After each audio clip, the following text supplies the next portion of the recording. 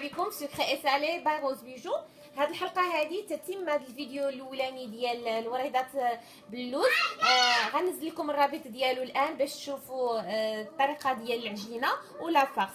هادو الوريضات الصفرين. في الفيديو الاولاني درت الوريضات الغوز والموف وخليت العجينه الصفراء باش ندير بها هاد النوع الثاني ديال الوريضات، كيجيو حليلوين وزوينين. ان شاء الله تعجبكم الوصفه وتجربوها. نخليكم مع الطريقه ومراحل التحضير. طلقت العجينه حتى رجعت رقيقه بهذا الشكل هذا. في آلة التوريق درت رقم 4 وجبت قطعه مدوره وغادي نقطع العجينه دواور.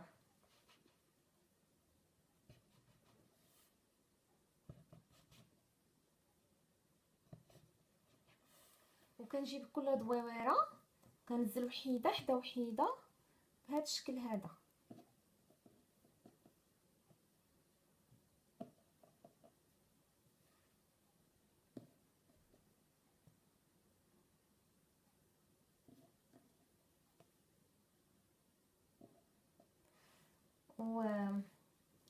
قاديت اللوز، عملت حربلت اللوز بهذا التشكيل هذا رقيق وغنديرو في الوسط.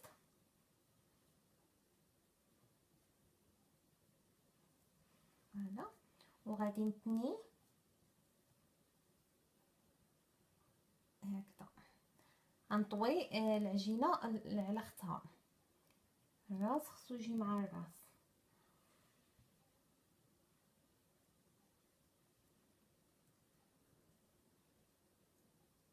غنبسط شويه هكا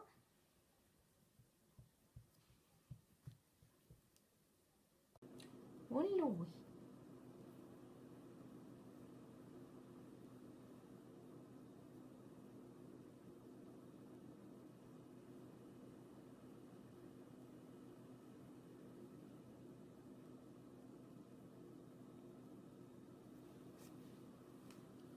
وتنخرج بوريضه بحال هكا حليوه ومزيونه. غادي ندير لها دابا البيض باش نشدها وما تحليش باش نديرها في الفران. غنشدها بالبيض البيض.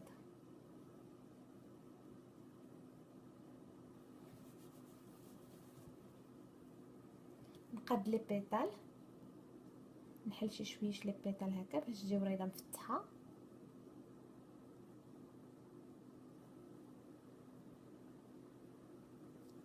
وصله تاع نبي تجيني الوريضه ديالي حليلوه بهذا الشكل. دابا الوريضات غندخلهم يطيبوا في الفران على درجه حراره 140 لمده ديال 20 دقيقه تقريبا. غيقبضوا لنا الوقت في الطياب لانه فيهم لداخل العجينه، دونك خصنا نخليوهم على الاقل واحد 20 دقيقه في الفران.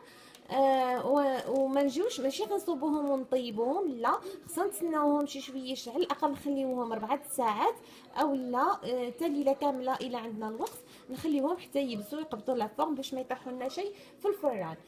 يطيبوا ونعاودوا نتلاقاو. وهادو هما الوريضات ديالي فاش طابوا خرجتهم من الفران. كنقدمهم بهذا الشكل هذا. ان شاء الله يكون عجبكم حتى هذا النوع ديال الوريضات. الا عجبكم ديروا جيم لا فيديو، اشتركوا معايا في القناه ديالي. شكرا والى اللقاء.